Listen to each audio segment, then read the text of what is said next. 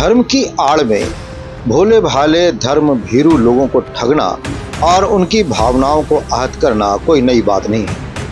वर्षों से कुछ दुराचारियों के द्वारा विभिन्न तरीकों से लोगों की भावनाओं से खिलवाड़ करते हुए उन्हें ठगने का कार्य किया जाता रहा है। हाल के दिनों में गिरिडीह शहर में भी साधु के भेष में कुछ अपराधी तत्व के लोग ऐसे ही काम को अंजाम दे रहे हैं।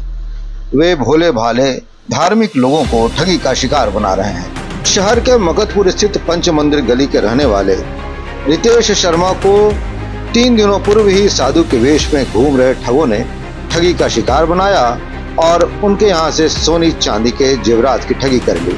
साधु के वेश में और धार्मिक कार्यक्रमों के नाम पर चंदा मांगने के लिए 3-4 लोगों का ये समूह शहर के कई हिस्सों में घूमता हुआ दिखा गया है। इनकी तस्वीरें सीसीटीवी फुटेज में भी कैद हुई हैं, जिन्हें हम अपने टीवी स्क्रीन पर दिखा रहे हैं।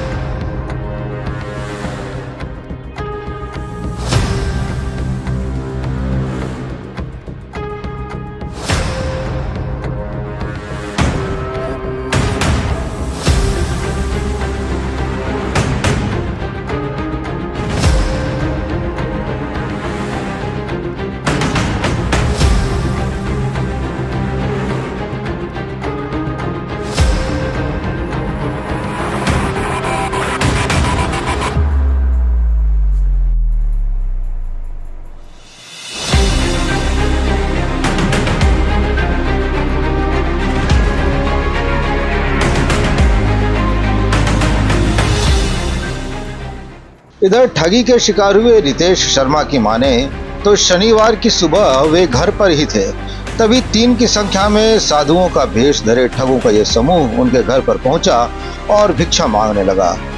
इस दौरान उन्होंने प्यास लगने की बात कहकर पीने के लिए पानी मांगा। साधुओं को देखकर रितेश और उनकी पत्नी ने साधुओं को आदर के साथ पानी पिलाया और सत्तू का शरबत भी पिलाया। सत्तू का शरबत पीने के बाद उनमें से एक साधु ने आशीर्वाद देते हुए रितेश के सर पर भस्म लगा दिया। उसके बाद क्या हुआ, ये हम आपको रितेश की जुबानी ही सुनाते हैं। सुबह 10 बजे शनिवार की घटना है ये, 8 जून 2024। सुबह में गेट नॉक हुआ तो गेट हम खोलने के लिए गए तो देखें 3 ठो साधु है। साधु के वेश में वो बोले थे कि पानी पिला दो, और बस उन लोग को हम लोग मानवता के नाते आदमी हम लोग पानी पिला दिए। तो जब गेट खोल के देखे तो दो जन और भी थे, तो उनके लिए भी पानी वगैरह ले आए। तो उसी बीच में बस 2-4 मिनट की बात हुई उन लोग से, और उसी बात के बाद जब पानी पी लिए तो वो लोगों ने बोला कि हाँ बच्चा, हम बहुत ये हो गया, अच्छा है, गर्मी में तो हम लोग को पानी नहीं पिलाया हम लोग को कुछ। उसी में बीच में वो मेरे सर पे 2-3 बार 4 बार हाथ फेरे होंगे, और फिर उसी बीच में मेरी वाइफ का किचन से आवाज़ आया कि सत्तू बना हुआ है, ले लीजिए आप। तो हम वाइफ को बोले कि 2 गिलास और बना दो। उसी बीच में हो सकता है 2-3 मिनट 4 मिनट और समय लगा हो, तो वही बातचीत उन लोग से होते रहा, साधु लोग से। उसके बाद उनके क्या प्रभाव में हम आए कि मेरे को बहुत सारी घटनाएं वो ठीक से याद भी नहीं है, लेकिन हमारे घर में बालकोनी में और बाहर में कैमरा लगा हुआ है, और उस कैमरे का आज हम दोबारा रिकॉर्डिंग देखते हैं तो हमको खुद भी यकीन नहीं होता है कि ये हम ही हैं। मतलब इतना प्रभाव में कैसे किसी के कोई आ जाता है कि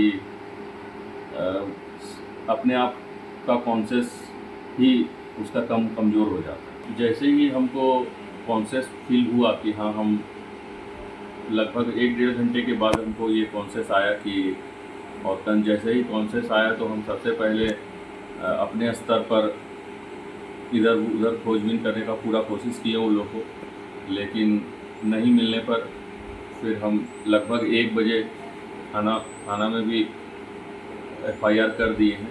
और जो हमारे पास वीडियो फुटेज वगैरह वीडियो अवेलेबल थे, जो कि हमारे घर के लगे CCTV कैमरा में थे, वो हम थाना को उपलब्ध भी करा दिए हैं। वो मेरे गले की चेन और वाइफ का मंगलसूत्र और पेंडेंट, बस यही इस घटना में मेरा नुकसान हुआ है। मैं यही बोलूँगा कि कोई ये ना समझे कि भाई वो पढ़े लिखे हैं तो उनके साथ ऐसी घटना नहीं हो सकती है। मैं खुद भी पढ़ा लिखा हूँ, लोग मेरे को बहुत समझ भी है, बट अगर मैं घर पे नहीं रहता तो शायद जीवन भर ये इस बात पे मैं यकीन नहीं कर पाता कि ऐसा भी कुछ हो सकता है। और मैं यही अब मैं मतलब लोगों को मैसेज देना चाहता हूँ कि कोई भी अनजान या किसी को भी आज के समय में मदद करने के लिए थोड़ा सा सोचना चाहिए लोगों को। इधर रितेश सहित इसी तरह से ठगी के शिकार हुए कई लोगों द्वारा मामले की जानकारी नगर थाना में देते हुए कार्रवाई की मांग की गई है। पुलिस भी इस मामले को लेकर गंभीर है। नगर थाना प्रभारी की माने तो साधु के वेश में घूमने वाले ठगों का गिरोह सक्रिय है, जो लोगों को धार्मिक रूप से अपने मकर जाल में फांसकर ठगने का काम कर रहा है। उन्होंने कहा कि पुलिस ठगों के इस गिरोह को जल्द ही हिरासत में लेगी। बहरहाल धार्मिक रूप से लोगों के साथ ठगी करने वाला गिरोह न सिर्फ लोगों को ठगने का काम कर रहा है, बल्कि धर्म को लेकर उनकी भावनाओं को भी आहत कर रहा है। ऐसे में जरूरत है लोगों को सचेत रहने की। भिक्षा मांगने वाला हर एक शख्स जरूरी नहीं कि वह साधु ही हो। साधु के वेश में वह रावण भी हो सकता है, जो आपको अपनी बातों में उलझाकर या अपने वश में करके आपको अपना शिकार बना सकता है। इसलिए किसी भी अनजान व्यक्ति को अपने घर में न घुसने दें। नौबिहान की खास तौर पर महिलाओं से अपील है कि वे किसी भी अनजान व्यक्ति को अपने घर में घुसने न दें और न ही उनकी बातों के जाल में फंसें। सावधान रहें, सुरक्षित रहें। ब्यूरो रिपोर्ट, नौबिहान, गिरिडीह। अब अपने घर, ऑफिस व दुकान को और भी आकर्षक बनाएं मयंक एल्युमिनियम एंड ग्लास के साथ। ब्लॉक रोड, सीहोड़ी, मंगल मूर्ति विवाह भवन के समीप खुल गया है मयंक एल्युमिनियम एंड ग्लास।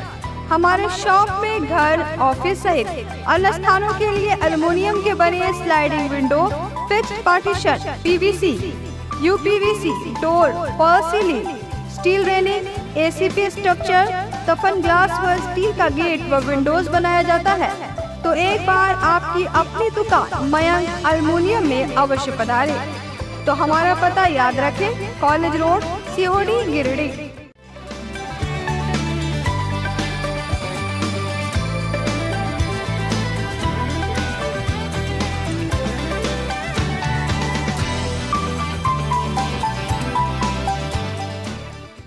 उम्दा कपड़े, उम्दा लोग और इनकी बस एक ही पहचान, एक ही दुकान, पाकीजा फैशन।